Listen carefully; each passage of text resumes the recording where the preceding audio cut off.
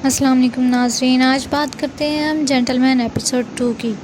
जैसा कि आप लोगों ने देखा होगा कि ज़रनाब जो कि एक न्यूज़ चैनल में काम करती है, अपने न्यूज़ चैनल की टीआरपी बढ़ाने के लिए वो सियासतदानों के ख़िलाफ़ स्क्रिप्ट तैयार कर रही होती है और उसका बॉस उसे कहता है कि मैं तुम्हारे साथ हूँ। और दूसरी तरफ रहमती भाई मुन्ना भाई को समझा रहे होते हैं कि सियासत में अपना नाम किस तरह से बनाते हैं। और एक तरफ मौज़म मिनिस्टर से मिलने जाता है और मिनिस्टर उसे समझाता है कि तुम्हें सेल्फ़ रिस्पेक्ट नहीं है, अगर ज़रा सी भी सेल्फ़ रिस्पेक्ट है तो तुम रहमत के ख़िलाफ़ ओपोजिशन तैयार करो, उसको हरा दो और उसकी जगह पर बैठ जाओ। तरफ ज़रनाब सियासत के ख़िलाफ़ न्यूज़ में बोल रही होती है, काफ़ी पॉलिटिशियंस से गुस्से में बात कर रही होती है, उनको गुस्सा आता है ज़रनाब की बात सुनकर। वो ज़रनाब कहती है कि सियासत की जमातों के साथ गुंडों की जमात देखी जाती है, आखिर इन गुंडों का सियासत के साथ क्या काम।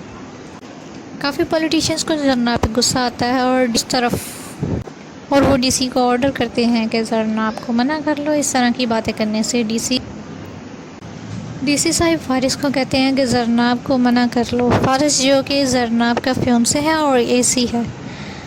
फारिस बहुत गुस्से में ज़रनाब को मना करता है, कहता है कि इस तरह के कामों से बाज आ जाओ, तुम ये ना करो। ज़रनाब कहती है तुम जॉब कर रहे हो या अपनी ड्यूटी पूरी कर रहे हो।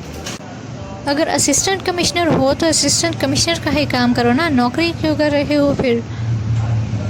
फारिस कहता है ज़रनाब तुमने मना नहीं होना ऐसे काम करने से। ज़रनाब कहती है नहीं। ज़रनाब कहती है जाकर अपने डीसी को बोल देना मैंने ज़रनाब को मना किया था, लेकिन ज़रनाब मना नहीं हुई। फारिस गुस्से में उठकर चला जाता है और एक तरफ मौज़म मिनिस्टर के साथ मिल रहा होता है, 4 घंटे उसके साथ डिस्कशन करता है। इकबाल मुन्ना को कॉल करते हैं और कहते हैं कि इकबाल आईना देखो ज़रा, आईने में इकबाल मुन्ना ही नज़र आता है ना।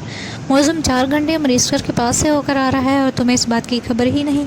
मुन्ना भाई गुस्से में उठकर मौज़म को पकड़ते हैं जाकर और उस पर फायरिंग करने की सोचते हैं। आधी रात का वक्त होता है। मुन्ना भाई मौज़म को लेकर डराने धमकाने के लिए उस पर फायरिंग करने की कोशिश करते हैं, लेकिन करते नहीं हैं, उसके टखने पर गोली मारते हैं। मुन्ना भाई कहते हैं कि अगर मौज़म बाज ना आया तो मैं उसे सीधा नहीं तरपा कर मारूंगा।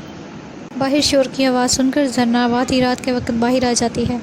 जो ही वो इकबाल मुन्ना को गोली चलाता देखती है तो उसे बहुत ज़्यादा गुस्सा आता है। मौज़म ज़रनाब को देखते ही बेहोश होने का नाटक करता है, उसे लगता है कि मौज़म मर चुका है। इकबाल मुन्ना भी परेशान हो जाता है और कहता है इससे क्या हो गया। ये बात करने की देर होती है कि ज़रनाब आकर इकबाल मुन्ना को ज़ोर से थप्पड़ मारती है। उसे आई एम सॉरी कहते हैं, लेकिन वो कुछ भी नहीं सुनती और थप्पड़ मारकर चली जाती है। घर जाकर वो बहुत ज़्यादा सोचती है, हालांकि उसे नींद भी नहीं आ रही होती।